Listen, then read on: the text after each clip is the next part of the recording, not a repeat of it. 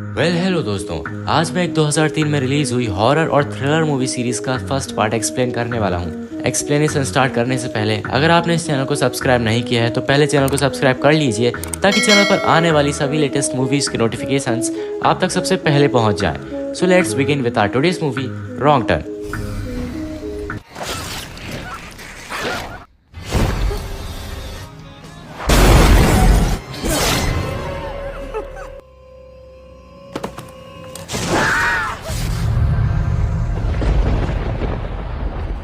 जैसे ही movie start होती है हमें रिची और हेली को दिखाया जाता है जो कि वेस्ट वर्जीनिया के दूर दराज के जंगलों में माउंटेन क्लाइंबिंग कर रहे थे। जैसे ही रिची ऊपर पहुंचता है वो अपने ऊपर चढ़ने की खुशी में हेली को भी ऊपर आने को कहता है, लेकिन तभी अचानक हेली का हाथ फिसल जाता है और वो नीचे गिरने लगती है। लेकिन वो कैसे न कैसे खुद को संभालती है और वापस ऊपर चढ़ने लगती है। वो अपनी मदद के लिए रिच को आवाज लगाती है लेकिन वो देखती है कि रिच वहाँ पर मौजूद नहीं था। फिर थोड़ी देर बाद हेली के चेहरे पर एक खून की बूंद गिरती है। फिर हेली की नजर रिची पर पड़ती है जिसे कोई ऊपर से नीचे फेंक देता है। फिर अचानक से ही हेली को कोई ऊपर खींचने लगता है। हेली डर जाती है इसलिए वो एक चाकू से अपनी रस्सी काट देती है। वो संभालने की कोशिश करती है। अब हेली देखती है कि उसके सामने रिच की डेड बॉडी पड़ी थी जिसे देखकर वो रोने लगती है। तभी अचानक हेली को पहाड़ों पे से किसी की आवाज आती है तो वो खुद को बचाने के लिए दौड़कर अपनी कार की तरफ जाती है, लेकिन तभी उसका पैर एक नुकीले तार में फंस जाता है और वो वहाँ पर गिर जाती है। तभी कोई उसे पीछे से खींच कर ले जाता है। उसके बाद हमें वहाँ हो रही घटनाओं के बारे में न्यूज दिखाई जाती है जिसमें एक के बाद एक गाड़ियों के लापता होने के बारे में बताया जाता है। यहाँ तक कि लोग यहाँ पर एक बुरी शक्ति को देखने का भी दावा करते हैं। फिर हमें वापस उसी इलाके में एक कार को दिखाया जाता है जिसे क्रिस ड्राइव कर रहा था, जो कि अपने इंटरव्यू के लिए एक दूसरे शहर में जा रहा था। रास्ते में वो एक ट्रैफिक जैम में फंस जाता है। कुछ देर इंतजार करने के बाद वो अपनी कार से उतरता है और आगे खड़े ट्रक वाले के पास जाता है और उससे ट्रैफिक जैम की वजह पूछता है। तो ट्रक ड्राइवर बताता है कि यहाँ से 5 मील आगे एक केमिकल ट्रक पलट गया है जिसकी वजह से उसे काफी घंटे यहीं पर इंतजार करना होगा। अब क्योंकि क्रिस लेट हो रहा था इसलिए वो वहीं से अपनी कार को मोड़ लेता है और वो कंपनी को अपने लेट होने की वजह बताने के लिए कॉल करता है। लेकिन क्योंकि वो एक पहाड़ी इलाका था इसलिए उसे वहाँ पर सिग्नल्स नहीं मिलते। अब रास्ते में क्रिस की नजर एक गैस स्टेशन के बोर्ड पर पड़ती है तो वो कॉल करने के लिए गैस स्टेशन की तरफ जाने लगता है। थोड़ी आगे जाकर रास्ते में उसे बहुत सारी कारें नजर आती है। वो और आगे जाते जाता है और एक गैस स्टेशन पर पहुंच जाता है। वहाँ पर उस गैस स्टेशन का मालिक दिखता है जो कि किसी बीमारी से पीड़ित लग रहा था। क्रिस जाकर वहाँ का फोन यूज करता है लेकिन वो फोन डेड था। तो वो वहाँ के मालिक से बात करता है पर वो क्रिस की बातों को इग्नोर कर देता है। फिर क्रिस को वहाँ पर एक मैप नजर आता है तो वो उस मैप के जरिए शहर जाने का दूसरा रास्ता ढूंढने लगता है। उसे वहाँ पर एक कच्चे रास्ते की सड़क नजर आती है जिसके जरिए वो शहर तक पहुँच सकता था। तभी उस गैस स्टेशन का मालिक भी उसे उस सड़क से जाने की सलाह देता है तो क्रिस तुरंत ही उस सड़क पर निकल जाता है। आगे जाकर वो एक इंटरसेक्शन पर पहुँचता है जहाँ पर उसे 2 रास्ते मिलते हैं जिनमें से वो पतली सड़क वाला रास्ता चुनता है। थोड़ी आगे जाकर उसे एक मरा हुआ हिरण नजर आता है जिसे देखने के चक्कर में उसकी कार आगे वाली कार से टकरा जाती है।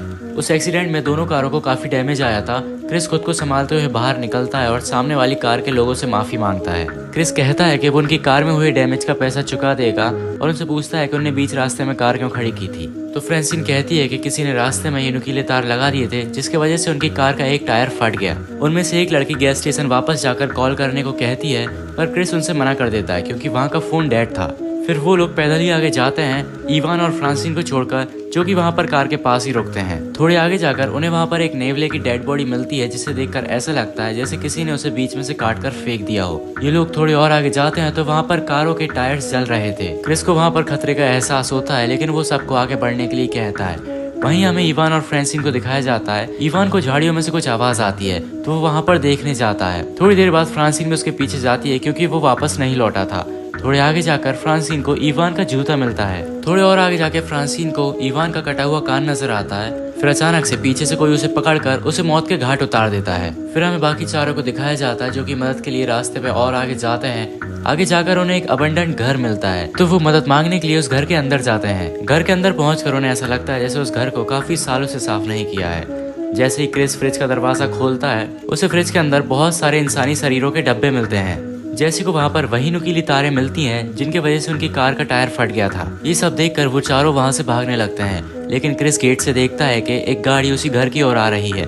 तो वो लोग पीछे के गेट की तरफ भागते हैं लेकिन उन्हें पता चलता है कि पीछे का गेट भी बंद है। फिर वो सभी लोग वहीं पर छुप जाते हैं और फिर वो कातिल गेट से अंदर आ जाते हैं। अंदर आकर वो फ्रांसिन की बॉडी को नीचे पटकते हैं। क्रिस और जैसी फ्रांसिन की बॉडी को देखकर बहुत ज्यादा डर जाते हैं। फिर हमें उन 3 आदमखोरों को दिखाया जाता है जो कि फ्रांसिन की बॉडी को टेबल पर रखते हैं और एक नुकीले हथियार से उसे काटने लगते हैं। ये देखकर जैसी चिल्लाने ही वाली थी, लेकिन स्कॉट उसका मुंह बंद कर लेता है। फिर वो तीनों आदमखोर फ्रांसिन की लाश को खाकर गहरी नींद में सो जाते हैं। मौका देकर वो सभी बाहर निकलते हैं और घर से भागने की कोशिश करते हैं, लेकिन एक आदमखोर उन्हें देख लेता है, इसलिए वो सब भागते हैं और जल्दी से घर के पीछे चले जाते हैं। उसके बाद वो तीनों आदमखोर अपनी गाड़ी लेकर उन सभी को ढूंढने के लिए निकलते हैं। घूमते घामते वो तीनों आदमखोर इनके पास पहुंच जाते हैं और उन्हें ढूंढने लगते हैं। क्रिस और बाकी लोग वहां पर छुपे हुए थे। क्रिस प्लान बनाता है उनकी गाड़ी को चुराने का।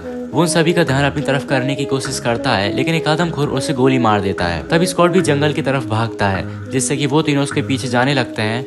मौका देखकर वो लोग गाड़ी पे बैठ जाते हैं। स्कॉट भी गाड़ी की तरफ आने लगता है, लेकिन तभी एक तीर उसके सीने में से निकल जाता है। ये देखकर वो तीनों भी अपनी जान बचाकर भागते हैं और गाड़ी को वहां से ले जाते हैं। जंगल में कुछ आगे पहुंचकर उनकी गाड़ी का पहिया मिट्टी में फंस जाता है। वो लोग उस ट्रक को वहीं पर छोड़ते हैं और पैदल ही रास्ता ढूंढने निकल जाते हैं। अब दिन से रात होने को आ गई थी और वो तीनों आदमखोर अभी भी उनके पीछे पड़े हुए थे। वहीं वो तीनों लोग चलते चलते थक गए थे, इसलिए बैठकर आराम करने लगते हैं। कार्ली उन दोनों को ऊपर देखने का इशारा करती है। जब वो दोनों ऊपर देखते हैं तो उन्हें वहां पर वॉच टावर नजर आता है, जिसे देखकर वो लोग काफी खुश हो जाते हैं। फिर वो तीनों ऊपर चढ़ने लगते हैं। जब वो ऊपर पहुंचते हैं तो वो काफी दुखी होते हैं, क्योंकि उन्हें वहां पर कोई इंसान नहीं मिलता। जैसी को वहां पर फर्स्ट एड बॉक्स मिलता है, जिसकी मदद से क्रिस अपना ट्रीटमेंट करता है। कार्ली को वहां पर एक रेडियो मिलता है, तो कार्ली और जैसी उसका इस्तेमाल करते हैं मदद मांगने के लिए, लेकिन उन्हें उससे कोई रिस्पॉन्स नहीं मिलता। तभी क्रिस को बाहर से आवाज आती है। वो देखता है कि वो 3 आदमखोर वॉच टावर पर चढ़ने की कोशिश कर रहे हैं। उन्हें ऊपर चढ़ता देख वो लोग एंट्री गेट पर कुछ भारी सामान रख देते हैं।